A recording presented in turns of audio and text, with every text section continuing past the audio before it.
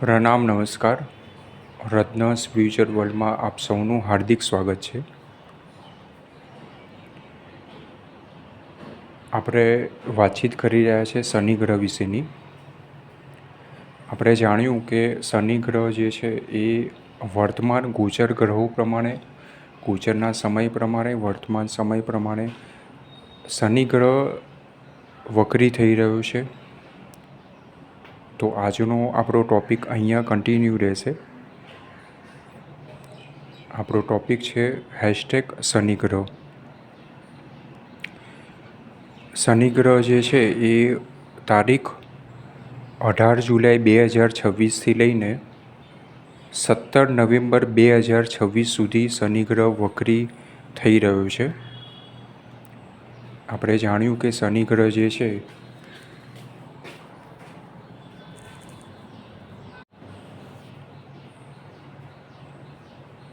ક્યાં સુધી ચાલી રહ્યો છે તે આપણે જાણ્યું. હવે આપણે જાણીશું કે શનિ ગ્રહ વક્રી થઈ રહ્યો છે તો કઈ રાશિ માટે સારું રહેશે, કઈ રાશિ માટે ખરાબ રહેશે. મીન રાશિમાં જે શનિ ગ્રહ ચાલી રહ્યો હતો, બરાબર છે, તે વક્રી થઈને કુંભ રાશિમાં 4 મહિના સુધી લગભગ જે છે ચાલશે.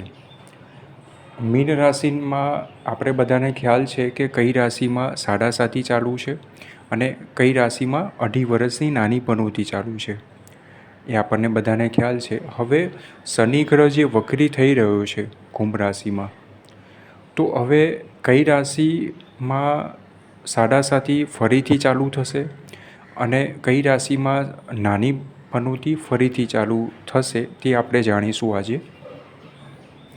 તેના સિવાય જે છે એ આપણે કઈ રાશિમાં શનિ ગ્રહ વક્રી થઈ રહ્યો છે તો તેની અસર જે છે એ કેવી રહેશે, સારી રહેશે, ખરાબ રહેશે, શુભ રહેશે, અશુભ રહેશે, તે આપણે જાણીશું. હવે અહીંયા શનિ ગ્રહ જે વક્રી થઈ રહ્યો છે કુંભ રાશિમાં થઈ ગયો છે, તો અહીંયા કુંભ રાશિમાં શનિનું ભ્રમણ જે છે એ દ્વારા જે છે 2 રાશિમાં નાની પનોતી, એટલે કે જે આપણે 2.5 વર્ષની નાની પનોતી જે ગણીએ છીએ, એ 2 રાશિમાં ફરીથી આ સમય દરમિયાન, વક્રીના સમય દરમિયાન જે છે 2 રાશિને અસર થશે 4 મહિના સુધી. પહેલી રાશિ છે કર્ક રાશિ, બીજી રાશિ છે વૃશ્ચિક રાશિ. બરાબર. ઘણા સમય પહેલાં જ્યારે શનિ ગ્રહ મીન રાશિમાં પ્રવેશ કર્યો ત્યારે આ બંને રાશિમાં નાની પનોતી પૂરી થઈ ગયેલી હતી. તે હવે આ વક્રી શનિના સમય દ્વારા જે છે ફરીથી 4 મહિના સુધી શનિની શુભાશુભ અસર રહેશે આ બંને રાશિ ઉપર. હવે કર્ક રાશિ, એટલે કે જે વ્યક્તિનું નામ હ કે ડ ઉપરથી આવે છે, બરાબર છે, તેને જે છે અસર રહેશે. અને ન અને ય, વૃશ્ચિક રાશિ માટે ન અને ય, જે વ્યક્તિના નામ ન અને ય ઉપરથી આવે છે તે વ્યક્તિઓને જે છે 4 મહિના શુભાશુભ અસર રહેશે. હવે કર્ક રાશિ જે છે તેનો આપણે રાશિપતિ, એટલે કે તેનો ગ્રહ જોઈએ તો ચંદ્ર થાય છે. અને વૃશ્ચિક રાશિનો ગ્રહ જોઈએ, રાશિપતિ આપણે જોઈએ તો મંગળ થાય છે. આગળ આપણે જ્યોતિષશાસ્ત્રમાં જે છે જાણ્યા કે શનિ ગ્રહ જે છે તો એ ગ્રહના કયા દુશ્મન છે, કોણ મિત્ર છે, તે આપણે જાણ્યું. તો અહીંયા શનિ ગ્રહના જે દુશ્મન છે, બરાબર છે, દુશ્મન ગ્રહ જે છે એ ચંદ્ર અને મંગળ. તો અહીંયા ચંદ્ર અને મંગળ બંને રાશિમાં જે છે એ શુભાશુભ અસર જોવા મળશે. તો આપણા જે રૂટીન શનિ ગ્રહના જે ઉપાય છે, જે આપણે ઉપાય બાબતે પણ જે છે આગળના એપિસોડમાં આપણે વાતચીત કરી હતી, બરાબર છે. આપણા જે રૂટીન ઉપાય જે છે, દરરોજ હનુમાન ચાલીસા ઓછામાં ઓછી એક વખત વાંચવી. જમણા હાથમાં જે છે આપણે મિડલ ફિંગર એટલે કે વચ્ચેની આંગળીમાં શનિ લખેલી વીંટી જે છે લોખંડની આવે છે તે ધારણ કરવી. અને મંગળવાર કે શનિવારના દિવસે હનુમાનજી અથવા તો શનિદેવના દર્શન પ્રાર્થના કરવી. બરાબર છે.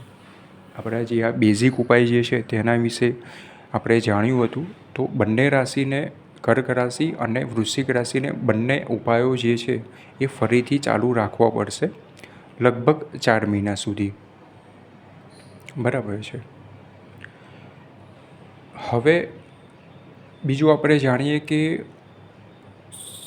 કર્ક રાશિ જેની છે, બરાબર, અને તે વ્યક્તિઓની પોતાની જન્મકુંડળીમાં જે છે શનિ જો વક્રી હશે તો તેને શુભ અસર આપશે. એટલે કે કોઈ રોકાયેલું ફસાયેલું કંઈ કામકાજ હશે તો એ આગળ વધશે.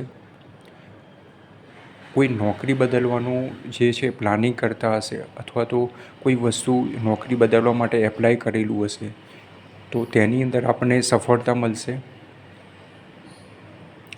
કોઈ માની લો કે સગાઈ કે લગ્નનું કંઈક વસ્તુ કામ અટકી ગયું છે તો એ આગળ વધશે. ઘર ખરીદવાનું, દુકાન ખરીદવાનું કે ઓફિસ ખરીદવાનું કોઈક વસ્તુ પ્લાનિંગ કરી રહ્યા છે તો એ તમે કરી શકો છો. પણ અહીંયા જે કર્ક રાશિમાં અને વૃશ્ચિક રાશિમાં જે છે જન્મકુંડળીમાં શનિ વક્રી હશે તો ચોક્કસ જે છે તેમને ફાયદો થશે. શુભ અસર તેમને જોવા મળશે આવનારા સમયમાં.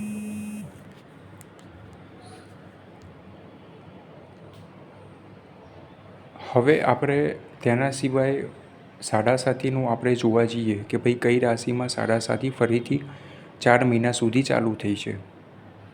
તો અહીંયા ફરીથી સાડાસાતી જે છે એ કુંભ રાશિમાં આપણે શનિનું વક્રી ભ્રમણ ચાલુ થયું છે, બરાબર છે.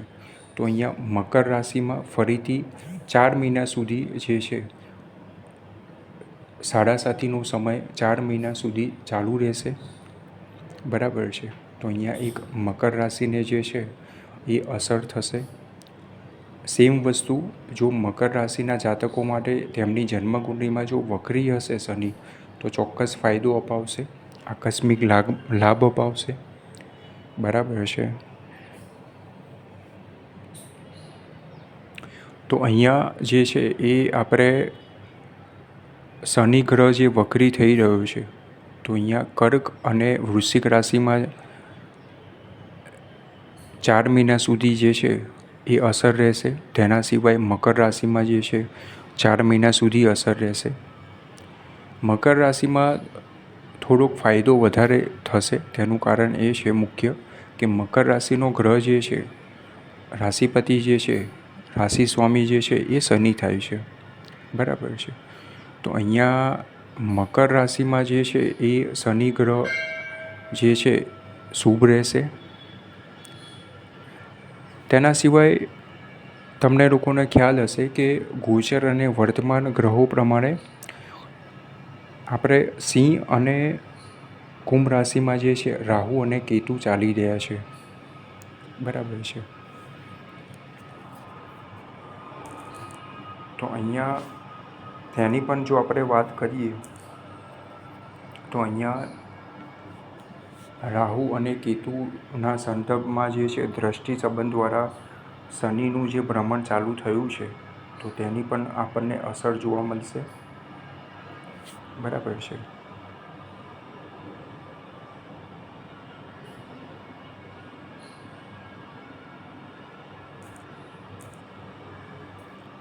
શનિ જોડે જે છે એ રાહુ ગ્રહનું ભ્રમણ જે છે એ ચાલુ થઈ ગયું છે. તેની પણ અસર આપણને જોવા મળશે. મિક્સ અસર જોવા મળશે, શુભાશુભ અસર જોવા મળશે.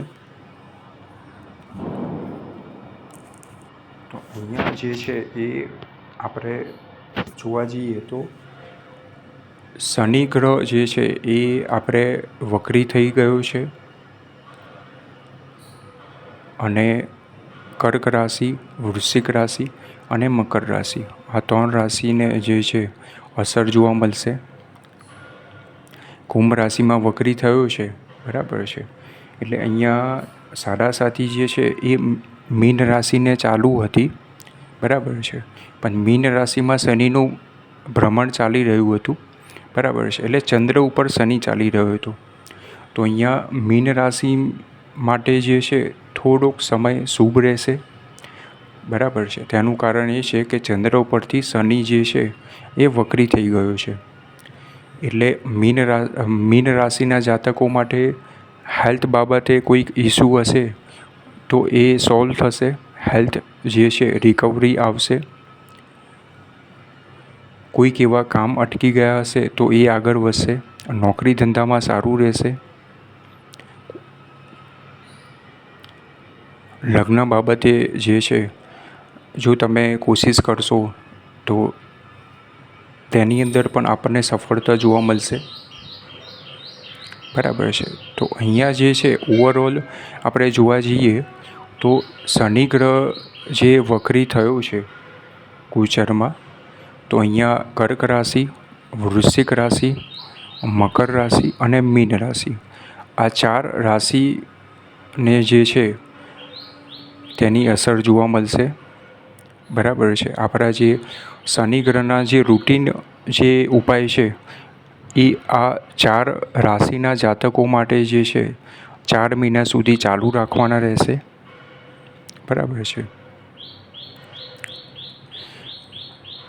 તમે જણાવી શકો છો કે તમારી પોતાની કઈ રાશિ છે. તમારે કંઈક જાણવું હોય તો તમે કોમેન્ટ સેક્શનની અંદર જે છે કોમેન્ટ કરી શકો છો. તો અહીંયા જે છે આજે આપણે જાણ્યું કે શનિ ગ્રહ વક્રી થશે તો કઈ રાશિ માટે સારું છે અને કઈ રાશિ માટે ખરાબ છે. અહીંયા આજનો વિષય જે છે એ પરિપૂર્ણ કરું છું. આજના આ શનિ ગ્રહ વિશેની માહિતીને જે છે તમે શેર કરી શકો છો, કોમેન્ટ કરી શકો છો. ઓડિયોને લાઈક કરવાનું ભૂલતા નહીં. જો તમે અમારા યુટ્યુબ ચેનલ ઉપર ફર્સ્ટ ટાઈમ હો તો સબસ્ક્રાઈબ કરી દેજો, બેલ આઇકોન દબાવી દેજો. તો અહીંયા આજનો વિષય જે છે પરિપૂર્ણ થાય છે. આજનો વિષય હતો #શનિ ગ્રહ.